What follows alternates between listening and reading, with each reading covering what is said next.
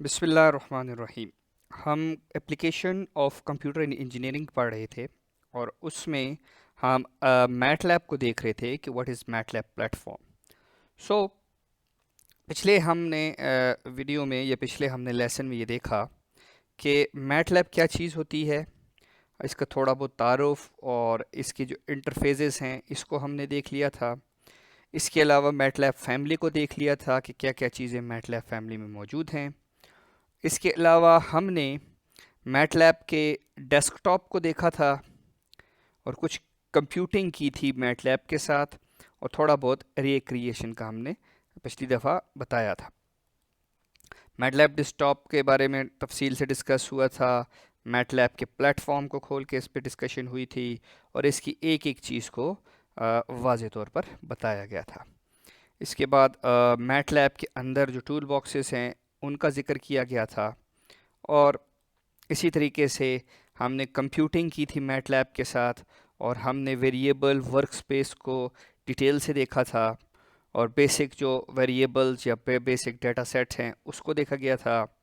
इसके अलावा मुख्तलिफ़ किस्म के ऑपरेशंस किए थे हमने, एडिशन, सब्ट्रैक्शन, मल्टीप्लिकेशन, ठीक है, और इसके अलावा बहुत सारी चीज़ें की थी।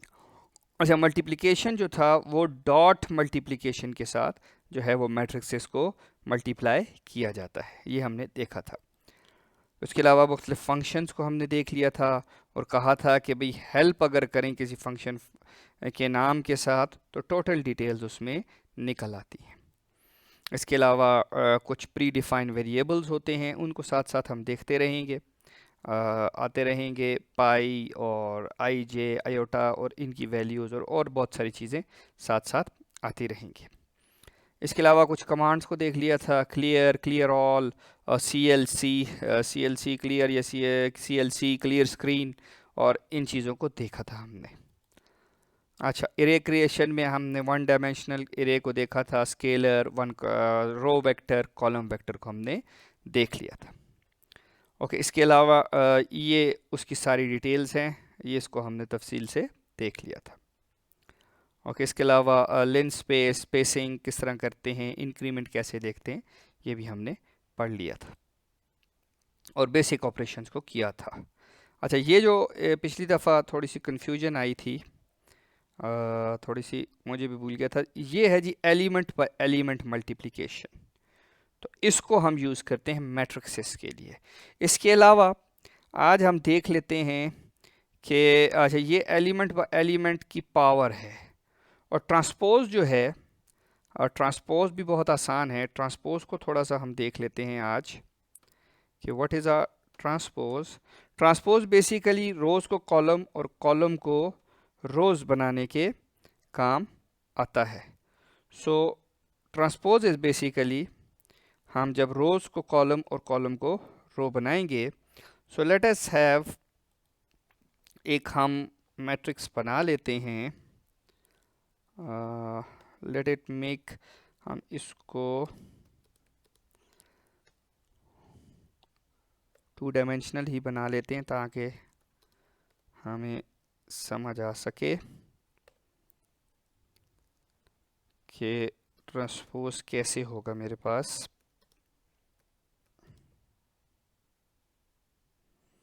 ओके, सो मेरा ख्याल है दिस इज़ इनफ। सो आप देख सकते हैं इसमें कि हमारे पास जो रोज़ और कॉलम्स हैं वो आप बड़े आराम से देख सकते हैं कि रोज़ इस तरीके से, these are rows and these are columns. So rows और कॉलम्स को हम बड़े आराम से देख सकते हैं इसमें। Let me draw it for you. Okay, so these are rows and columns. Rows को भी मैं थोड़ा सा बना लेता हूँ ताकि आपको डिस्टिंग्विश करने में आसानी हो। So these are rows and columns. अब मेरे पास सिंपल है ट्रांसपोज की, दैट इज़ एक्स क्यूब पर अपोस्ट्रोफी जब मैं लगाऊंगा तो ये देखें आपकी रोज़ थी 1 2 3 4। अब आप अगर गौर से देखो तो ये रो मेरे पास कॉलम बन गया है। ये जो 1 2 3 4 रो था, अब ये 1 2 3 कॉलम बन गया है। इस तरह 5 6 7 8 रो में था, 5 6 7 8 कॉलम बन गया है। इसी तरह से 9 10 11 12 रो में था, 9 10 11 12 अब कॉलम बन चुका है। सो ये ट्रांसपोज की बहुत ज़बरदस्ती, वो कहते हैं कि हमारे पास क्या कहते हैं कि ये हमारे पास कमांड मौजूद है। और आपको पता है कि जो ट्रांसपोज होता है, ट्रांसपोज इन्वर्स निकालने के काम आता है और बहुत सारी फंक्शनैलिटीज़ में ट्रांसपोज काम आता है। सो हमने ये कमांड भी, इसको भी देख लिया। ओके, सो लेट मी, अच्छा, सो ये हमारे पास कमांड आ गई। अब हम आगे चलते हैं। अब हम देखते हैं कि एड्रेसिंग क्या होती है। एड्रेसिंग से क्या मुराद है? एड्रेसिंग एक इंडिविजुअल एलिमेंट का, कहते हैं कि एड्रेसिंग एन एलिमेंट और एलिमेंट्स इंडिविजुअली और in a subgroup to redefine only some of the elements. कुछ अगर हमें किसी भी बड़े मैट्रिक्स में से कुछ एलिमेंट्स हमें चाहिए, तो वो उनके एड्रेसेस का हमें पता होना चाहिए जब स्पेसिफिक एलिमेंट्स को हम यूज़ करते हैं किसी भी कैलकुलेशन के लिए, या सब ग्रुप्स को हम इस्तेमाल करते हैं। फॉर एग्ज़ाम्पल, बल्कि एग्ज़ाम्पल को आगे देख, फॉर एग्ज़ाम्पल ये है, अब इसमें ये एक कॉलम वेक्टर है, सॉरी कॉलम मैट्रिक्स है या वेक्टर है। अब इसमें जो फर्स्ट है, ये जो फर्स्ट एलिमेंट है, ठीक है, ये, अच्छा इसमें सबसे पहले देखें कि इस वेक्टर में एक रो है और कॉलम्स कितने हैं? 9 कॉलम्स हैं। सो पोजीशन और इंडेक्स ऑफ द एलिमेंट जो है किसी भी वेक्टर में, वो बहुत इंपॉर्टेंट है। ठीक है, अगर मैं इसको लूँ, इसी वेक्टर को ले लूँ और इसकी पोजीशनिंग करना चाहूँ, तो इसकी पहली पोजीशन पर, जो फर्स्ट पोजीशन है, उस पर 35 पड़ा है और 9th पोजीशन पे 55 पड़ा है। लेकिन क्योंकि मैटलैब में हमारे पास मैट्रिक्स के तौर पर जो है ना हम लेते हैं इसको, सो हमारे पास रोज़ और कॉलम्स दोनों का रिकॉर्ड होना ज़रूरी है कि भाई रोज़ के कौन सी रो और कौन सी कॉलम पे पड़ा है। फॉर एग्ज़ाम्पल, ये जो 35 है, ये जो 35 है, इसको मैं यहाँ लिख देता हूँ। ये 35 मेरे पास फर्स्ट रो और फर्स्ट कॉलम पे पड़ा है। सो इसका जो एड्रेस है, that is first row and first column. और किसका फर्स्ट रो और फर्स्ट कॉलम? वी ई का first row and first column. इसी तरीके से मेरे पास ये जो 46 है, इसका जो एड्रेस है, दैट इज़, इसका जो एड्रेस पड़ा है, दैट इज़ वी ई का, यहाँ पे मैं लिख लेता हूँ, सॉरी काफ़ी ऊपर चला गया। सो दिस इज़, ये वी ई का वी ई के फर्स्ट रो में है और आई थिंक सेकंड कॉलम में है। So this is what we have an addressing mode. सो ये एड्रेसिंग मोड में हमारे पास ये चीज़ मौजूद। सो एड्रेसिंग मोड में आगे हम देख लेते हैं कि क्या डिफ़ाइन किया है इसने। ये एक बड़े मैट्रिक्स के ऊपर है, ये इसको हम देख लेंगे बाद में, मैं आपको इसको दिखाता हूँ मैटलैब की उसमें। सो अच्छा, इसको हम प्रैक्टिकली करके देखते हैं। सो इसको ख़त्म कर देता हूँ और इसी को, सॉरी ये, ओके, इसी को मैं ले लेता हूँ, इसी को कॉपी कर लेता हूँ अपने मैटलैब के एनवायरनमेंट में और एड्रेसिंग को देखता हूँ। सो ये मेरे पास वी डिफाइन हो गया। अब ज़रा देखते हैं, for example V E. So what is V E? 1,1। So 35 is at 1,1. So what is VE? 1,2. एक ही रो है इसलिए फर्स्ट रो सेकंड कॉलम, तो यू हैव गॉट 46, ठीक है। इसी तरीके से 78, 78 क्या हो जाएगा मेरे पास, 78 कहाँ पड़ा है, फर्स्ट रो और थर्ड कॉलम पे पड़ा है। So first row third column पे पड़ा है। तो दिस इज बेसिकली एड्रेसिंग, ये हमारे पास एड्रेसिंग है। अब हम दोबारा x को ले लेते हैं जो कि ये पड़ा था।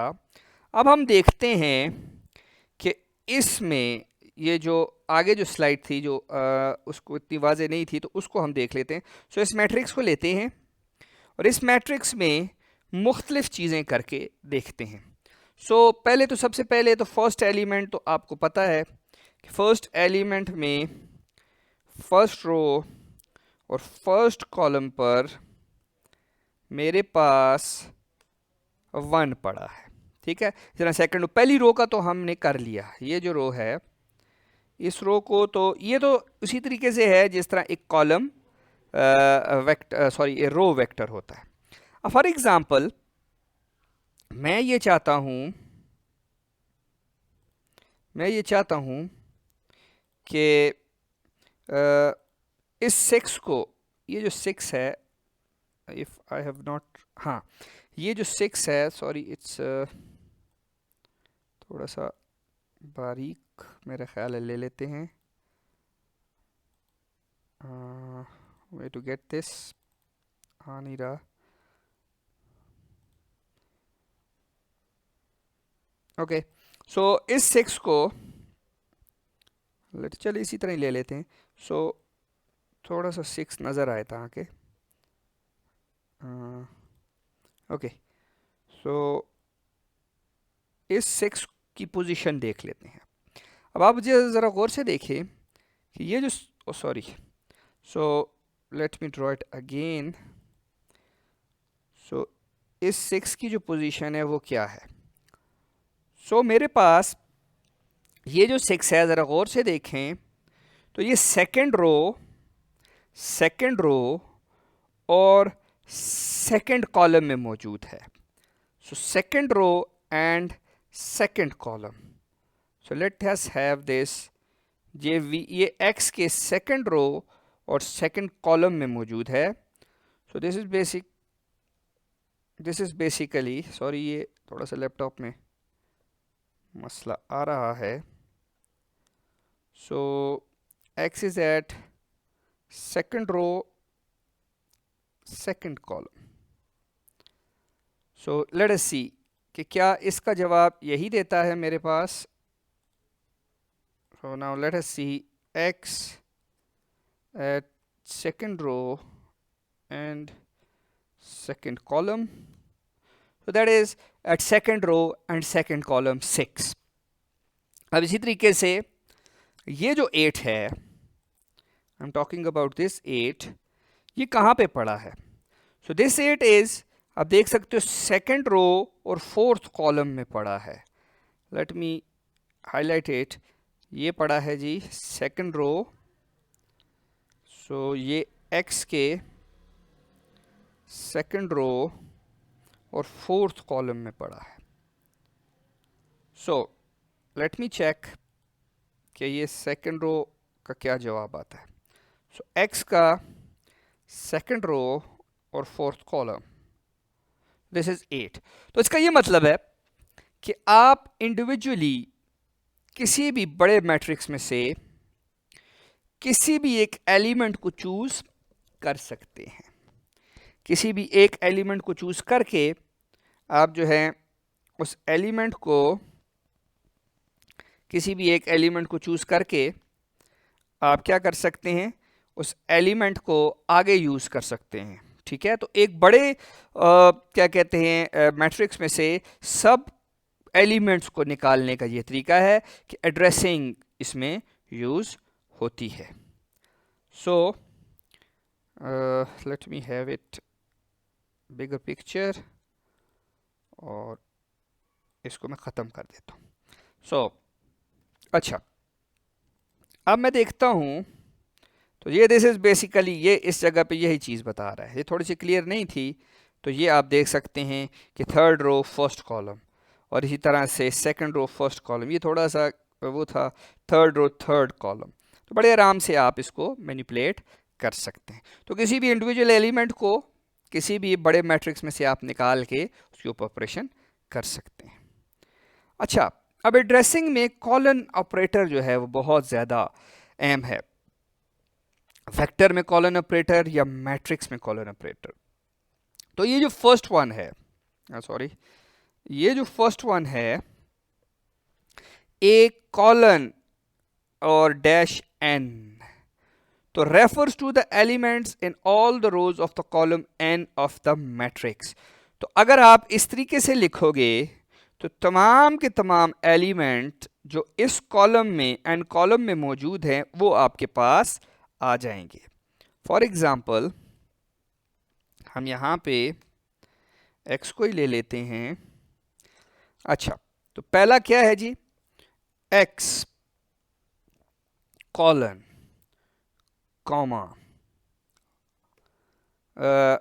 मैं ये करता हूं कि थर्ड कॉलम के,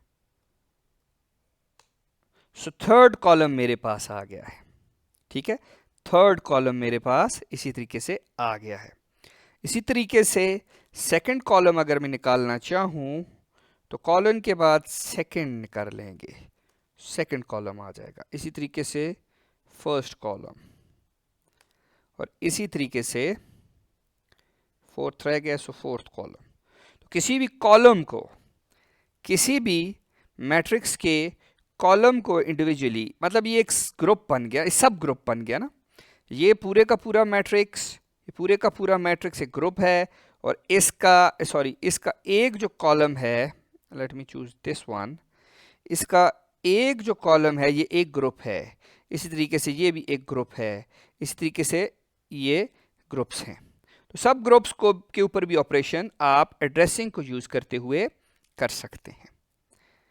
ओके, इसी तरीके से आगे जो चीज बताई गई है वो ये बता रहे हैं कि जब आप नंबर को पहले लिखेंगे और कॉलन को बाद में लिखेंगे तो फिर क्या होगा, फिर रोज को सिलेक्ट करेगा। अच्छा, refers to the elements in all the columns of the row. चलें ये भी करके देखते हैं कि ये कैसे होगा। सो लेट अस सी कि पहले हम नंबर को लिखते हैं, फिर कॉलन को लिखते हैं, और बीच में कॉमा लाजमी लिखना है। सो थर्ड को उठाते हैं, so this is the third row, और अगर मैं x को भी यहाँ लिख दूँ तो आप दे सकते हो कि थर्ड रो के एलिमेंट्स को इसने ले लिया है। इसी तरीके से अगर मुझे फर्स्ट के चाहिए, फर्स्ट रो के एलिमेंट्स चाहिए, तो मैं जस्ट फर्स्ट को पहले लिखूंगा, और सेकंड रो चाहिए तो जस्ट टू को आगे लिख लूँगा। ये बेसिकली ये अब देखें, ये तीनों ग्रुप्स में इसने डिवाइड कर दिया है। ये बेसिकली इसलिए होता है कि एक बड़ा मैट्रिक्स है आपके पास और उसका कोई ग्रुप आप इस्तेमाल करना चाहते हो। ये तो अभी फ़िलहाल क्या कहते हैं 4x3 का मैट्रिक्स है, लेकिन बड़े बड़े मैट्रिक्सेस में अगर आप उसके रोज़ या कॉलम्स या कोई इंडिविजुअल एलिमेंट्स को इस्तेमाल करना चाहते हैं तो एड्रेसिंग को यूज़ करेंगे आप। जैसे ये एड्रेसिंग को कॉलन के साथ एड्रेसिंग या रोज़ और कॉलम को बताने के लिए। ये बेसिकली ये जो कॉलन है, ये कॉलन किसके लिए इस्तेमाल होता है? कॉलन बेसिकली इस्तेमाल होता है फॉर ऑल के लिए। देखिए पहले वाले में हमने क्या किया था, रोज़ और मैं ज़रा कमांड हिस्ट्री में पीछे जाता हूँ कि हमने सबसे पहले रो और कॉलम बताया था, ठीक है। और इसका ये मतलब है कि अगर कोई मैट्रिक्स है, अगर कोई मैट्रिक्स है तो उसका रो और कॉलम को वो कैसे लेता है, I have just miss this thing, तो उसके रो और कॉलम को कैसे लेता है। फॉर एग्जांपल x है तो जो पहली चीज़ जो नोट करते हैं वो रो होती है और दूसरी जगह पे कॉलम होता है, ठीक। अब इसी तरीके से अगर हम, ये बहुत आसान है, अगर हम पहले क्या कर लें, पहले नंबर लिखें और कॉमे के बाद कॉलन लिखे तो कॉलन का मतलब होता है ऑल, ठीक है। और इसी तरीके से x को पहले अगर कॉलन लिखें और बाद में नंबर लिखें तो इसका मतलब होता है कि सारे, पहले का मतलब होता है ऑल रोज जो कि एन को डिनोट कर रहे हैं, और दूसरे का मतलब क्या होता है, कॉलम जो एन से डिनोट हो रहा है, वो सारे आ जाएंगे हमारे पास। तो इस तरीके से हमारे पास ये चीज़ एड्रेसिंग को हम देखते हैं। सो एड्रेसिंग की कुछ और चीज़ें भी देख लेते हैं कि एड्रेसिंग में हमारे पास कुछ और चीज़ें क्या हैं। सो मैं ये रब कर देता हूँ। ओके, अब एक और बड़ी इंटरेस्टिंग चीज़ है जो कि यहाँ पे आपको नज़र आ रही है, वो ये है कि हमारे पास m कॉलन n और कॉमा कॉलन का ये मतलब है refer to the elements in all the column between m and n of the matrix. अब ये थोड़ा सा इंटरेस्टिंग है कि m और n के दरमियान, मतलब इस कॉलम के, इन दो कॉलम्स के दरमियान कह रहा है जी, the columns between the row, sorry, जो कॉलम्स आ रहे हैं m और n के दरमियान एक मैट्रिक्स A के, उसको वो शो करेगा। चलें इसको देख लेते हैं और लेट अस सी कि हम इसको कैसे कर सकते हैं। सो हम ये कर लेते हैं, ज़रा बड़ा मैट्रिक्स बना लेते हैं ताकि हमारे पास थोड़ा सा डाटा ज़्यादा हो तो थोड़ा समझने में आसानी होगी। सॉरी, चले सही है। अच्छा, सो 9 10 11 और इसी तरीके से 12 13 14 15 1 2 3 4 4 के हम बना रहे हैं, और 16 17 18 19 एक रो और डाल देते हैं, 20 21 22 23। सो ये मेरे पास 4 क्रॉस 1 2 3 4 5 6 4 क्रॉस 6 का मैट्रिक्स आ गया। अच्छा, अब मैं क्या करना चाह रहा हूँ, मैं बेसिकली ये लेना चाह रहा हूँ, ये सॉरी, इसको ओके, इसको हम वहाँ पे देख लेते हैं। सो बेसिकली मैं ए में ये करना चाह रहा हूँ कि जो कॉलम है बिटवीन रोज m और n के दरमियान जो कॉलम्स आते हैं, सो देख लेते हैं इसको। सो मैं फर्स्ट और लास्ट रो, क्योंकि ये 1 2 3 4 5 6 रोज हैं, सो फर्स्ट और लास्ट रो के दरमियान में जितनी भी कॉलम्स है उसको डिस्प्ले करेगा। सो लेट अस सी। अच्छा, सो फर्स्ट और लास्ट रो के दरमियान ये सारे कॉलम्स आ रहे हैं हमारे पास, ठीक है ना। फर्स्ट रो और लास्ट रो के दरमियान ये सारे कॉलम्स हैं। सो इसको थोड़ा सा मॉडिफाई करते हैं, मैं 1 और 4 के दरमियान देखता हूं। सो आप देख रहे हो कि ये जो फर्स्ट रो है, सॉरी, ये इसको ठहरे मैं हाईलाइट कर लेता हूं। सो ये मेरे पास जो फर्स्ट रो है और 1 2 3 4th रो, इसके दरमियान कौन कौन से कॉलम्स आते हैं, तो आप देख सकते हो कि 1 2 3 4 कॉलम्स, मतलब 1 2 3 रोज, सॉरी 1 2 3 रोज, ठीक है, 3, इन दोनों के दरमियान, तो ये पहला भी शामिल हो जाएगा और ये शामिल नहीं होगा, और तीसरे तक के कॉलम्स मुझे निकाल के देगा, क्योंकि इन दोनों के दरमियान ये भी आता है और ये भी आता है। सो मेरे पास ये इस तरीके से कॉलम्स को निकाल लेगा, मतलब पहले से लेकर चौथे तक, पहले रो से लेकर चौथी रो तक कितने कॉलम्स आते हैं, तो ये मेरे पास 4 कॉलम्स ही आते हैं और ये 3 रोज आती हैं। तो इसको आमतौर पर ये प्रोविजंस हैं आपके पास मैटलैब में कि आप इसको जो है अपने मुख्तलिफ एप्लीकेशंस के लिए इस्तेमाल कर सकते हो।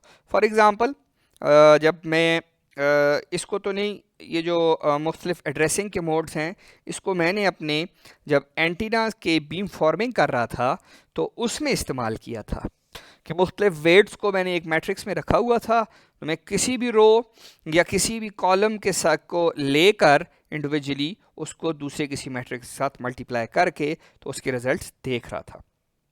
अब इसी तरीके से मेरे पास एक और एड्रेसिंग का मोड है, रेफर्स टू द एल, ये जो है एम फुल कॉलन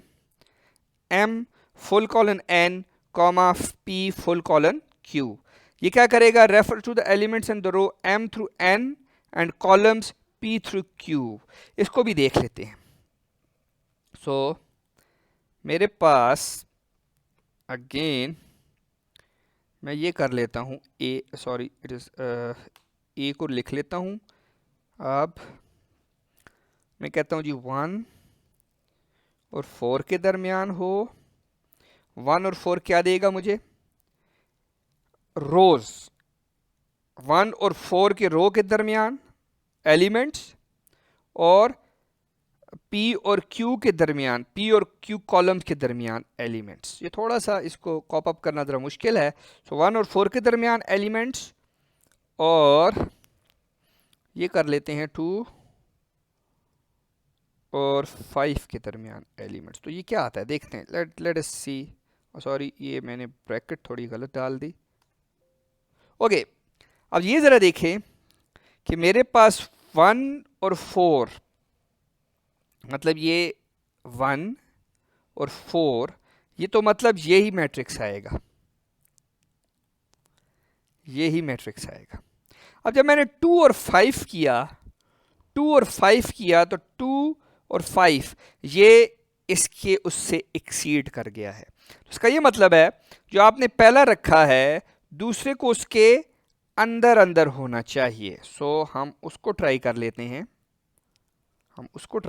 हैं, सो दूसरे को मैं ये कर लेता हूँ 2 और 3 कर लेता हूँ। जैसे 2 और 3 किया तो ये देखें ज़रा, मतलब जो पहला ग्रुप है वो इसका, इस पूरे मैट्रिक्स का एक सब ग्रुप निकाल लेगा। ठीक है, ये एक बड़े मैट्रिक्स का ये सब ग्रुप निकाल लेगा। अब उस सब ग्रुप में से आपने कॉलम निकालने हैं, मतलब दूसरे कॉलम और तीसरे कॉलम, दूसरे और तीसरे कॉलम, ये तीसरा कॉलम है, ये 2 कॉलम्स आपने लिख लेने हैं। तो ये देखें आपके पास ये कॉलम्स आ गए। अच्छा जी, सो ये थोड़ा 4 तक आया, ये पूरे चार एलिमेंट्स को लेगा क्योंकि ये पहला 1 से 4 तक गया था, तो ये 4 एलिमेंट्स को लेगा। 1 से 4 तक कैसे गया था ये ज़रा देख लेते हैं। वो कॉलन वाले चक्कर में 1 से अगर मैं 4 तक लिखूं तो सॉरी ये तो खैर रो को शो करेगा बहरहाल, लेकिन आपके पास इस तरीके से मेरे पास ये चीज़ आ जाएगी।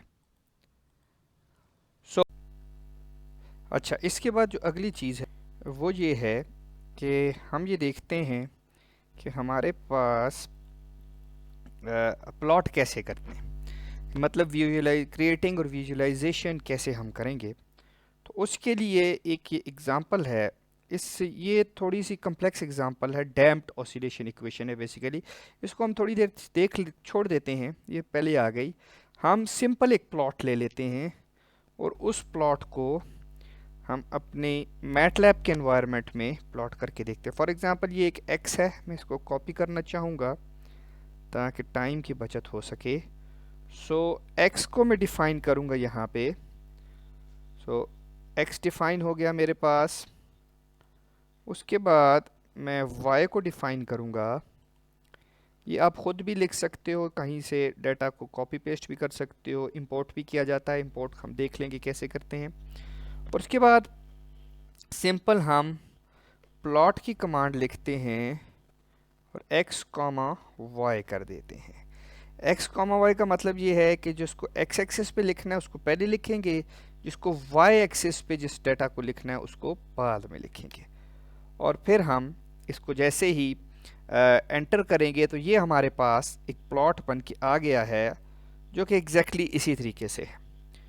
तो हम सिंपली प्लॉट की कमांड को इस्तेमाल करते हुए हम किसी भी डाटा को जो है वो उसको प्लॉट कर सकते हैं, लेकिन ख्याल रहे कि जो लेंथ है, लेंथ से मुराद जितने नंबर ऑफ एलिमेंट्स x में हैं उतने ही y में, दोनों में एक ही जैसे एलिमेंट्स होने चाहिए।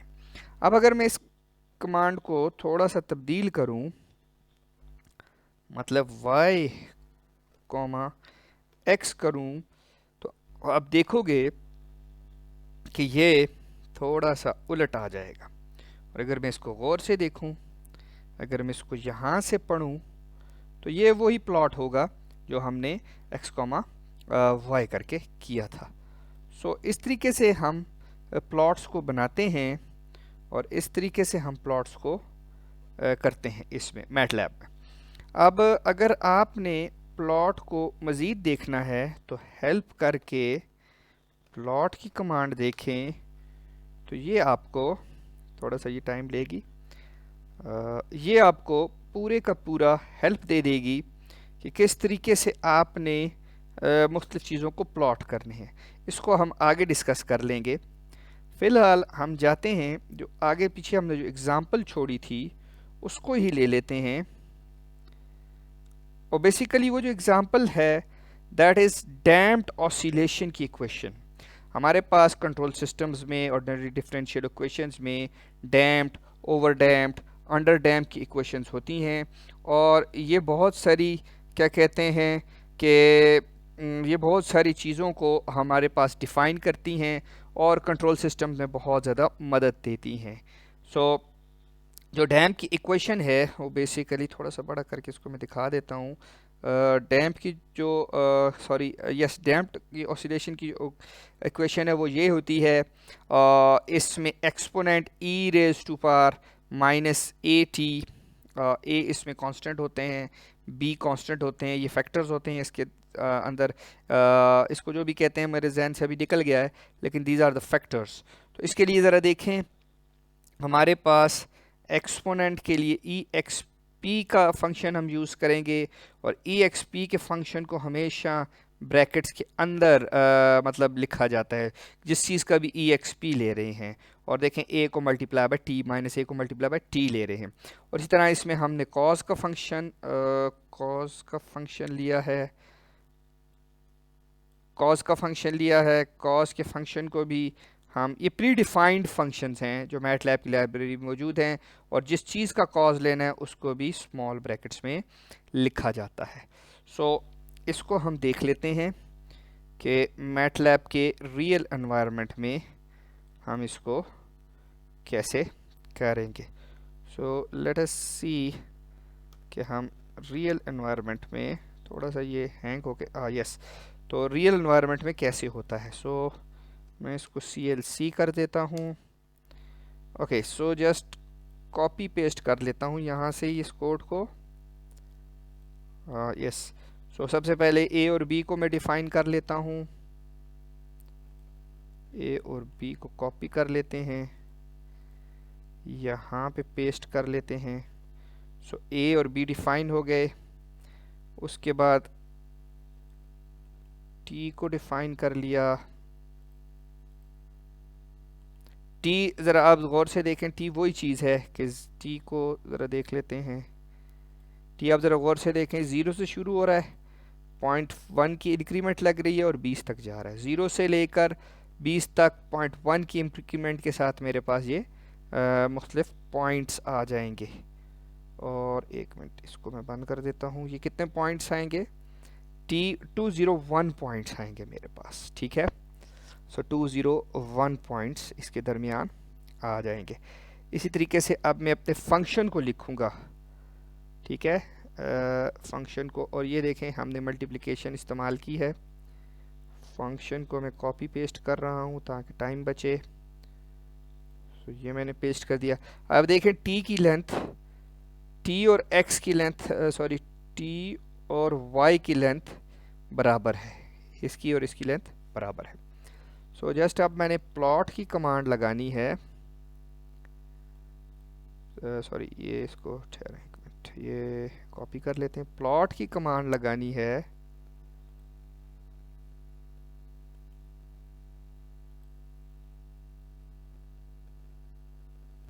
इसको मैंने जब प्लॉट किया तो ये देखें मेरे पास कुछ इस किस्म का प्लॉट आ गया है। अब इसमें मैं मुख्तलिफ चीज़ें कर सकता हूँ जो कि उसमें मौजूद हैं।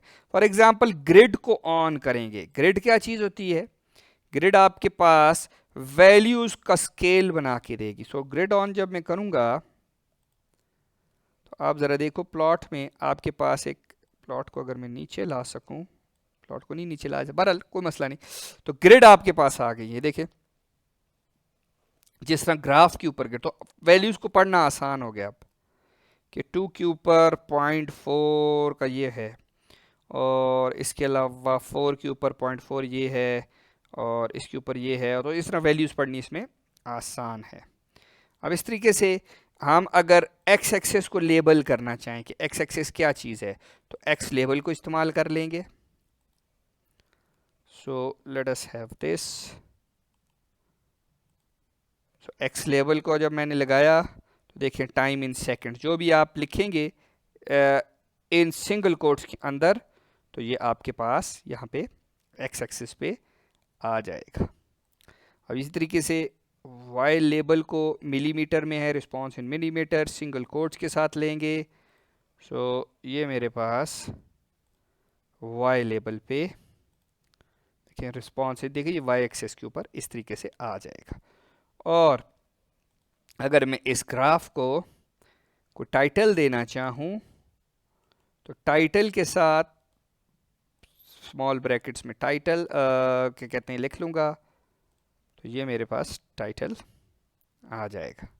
ठीक है, तो ये आप इसको पूरे ग्राफ को आप इस तरह मेंशन भी कर सकते हैं। अच्छा, इसमें एक और चीज़ जो अहम है वो होती है लेजेंड। लेजेंड का ये मतलब होता है कि ग्राफ में किन किन चीज़ों के बारे में जिक्र किया गया है। लेजेंड आमतौर पर एक से ज़्यादा ग्राफ के ऊपर भी इस्तेमाल होता है। तो दिस इज़ ये लेजेंड आ गया मेरे पास, और ये देखें यहाँ पे बता रहा है कि ए और बी के दरमियान ये ग्राफ है। अच्छा, लेजेंड का एक एग्जांपल मेरे पास, क्योंकि मेरे कोई रिसर्च पेपर की चीज़ें पढ़ी हैं, ग्राफ्स कुछ पढ़े हैं, मेरा ख्याल से ये हेल्पफुल होगा अगर ये खुल जाए। तो ये मैंने देखता हूँ, इसमें मैंने लेजेंड्स बनाए हैं। यस, इसमें मैंने लेजेंड बनाए हैं।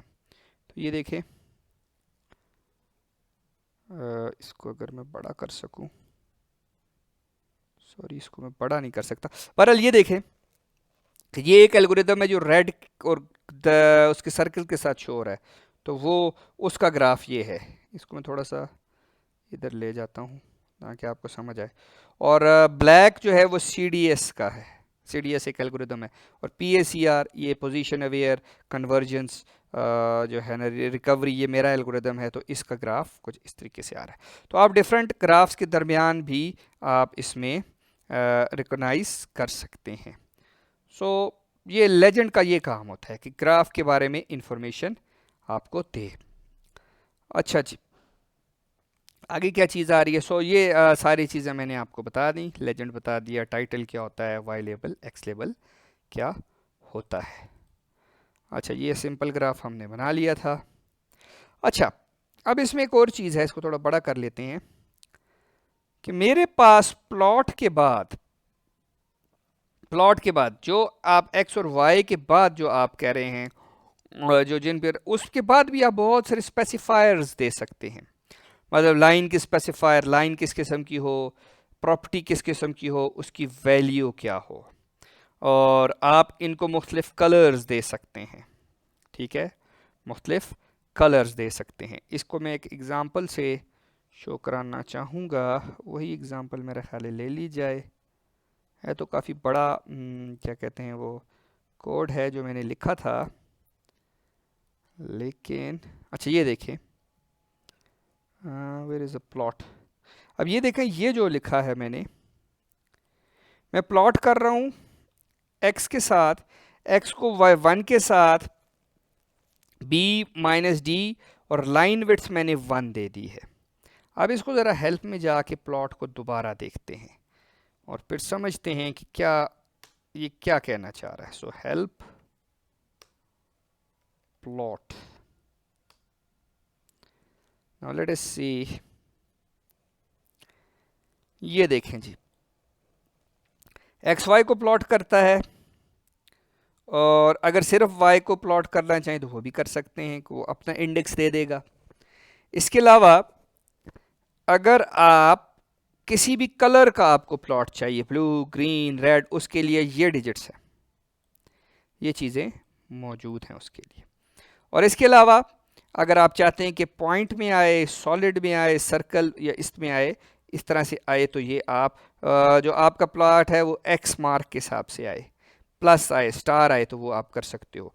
हमने पीछे क्या चीज़ प्लॉट की थी, हम उसको ज़रा देख लेते हैं और उसमें ये चीज़ें डाल के देख लेते हैं। तो लेजेंड था, टाइटल, ओके। सो ये जो प्लॉट टी और वाई को हमने प्लॉट किया था, अब बस इसमें मैं ये चाहता हूँ, वो ब्लू प्लॉट आया था, मैं ये चाहता हूँ कि मेरे पास ये रेड प्लॉट आए और एक्स मार्क के साथ आए। तो ज़रा देखते हैं। सो इसको यूं करके रेड और एक्स कर देंगे और डबल कोट्स में इसको बंद कर देंगे। सॉरी, टी को, ओ सॉरी, क्लियर कर दिया था शायद मैंने। टी को मैं दोबारा डिफ़ाइन कर लेता हूँ, एक्स और टी को दोबारा डिफ़ाइन कर देते हैं। मेरा ख्याल है वो हमने चीज़ों को मैसअप कर दिया है। सो दोबारा चीज़ों को डिफ़ाइन, बल्कि हाँ चले यहीं से कॉपी पेस्ट कर लेते हैं। असल में क्लियर शायद करने की वजह से। Okay, now let us go again with this code. T को भी दोबारा ले लेते हैं, sorry, this is copy,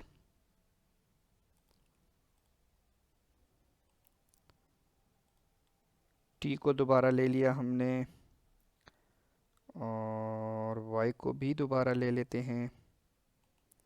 take some time.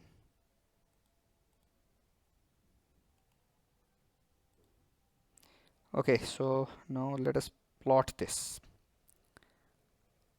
So okay, तो प्लॉट मैं कर रहा हूँ टी और वाई को रेड हो और क्रॉस में आए। तो ये ज़रा देखें आप, आपके पास ये रेड कलर और क्रॉस में आया। इसी तरीके से मुख्तलिफ़ किस्म के कलर्स को आप यूज़ कर सकते हैं, और मुख्तलिफ़ इसमें पॉइंट के साथ करना चाहते हैं, सर्कल, स्क्वायर, या जो भी करना चाहते हैं ये आप कर सकते हैं। डैश लाइन, सॉलिड लाइन, इस तरीके से आप इसको लिख सकते हैं। जिस तरह देखें ये प्लॉट, इसको हम ले लेते हैं। तो ये ज़रा इसमें क्या है, ये जो है सयान कलर प्लस के साथ और डॉटेड आएगा हमारे पास। ये ज़रा देख लेते हैं ये क्या आएगा हमारे पास। सो ये मैं अपने हिसाब से कर लेता हूँ। This is T, this is small Y,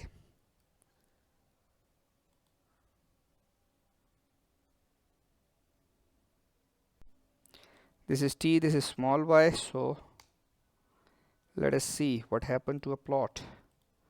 तो ये आप देख लें, शायद सही नज़र आ रहा है कि नहीं आ रहा है कि इसमें प्लस और डॉट दोनों मौजूद हैं।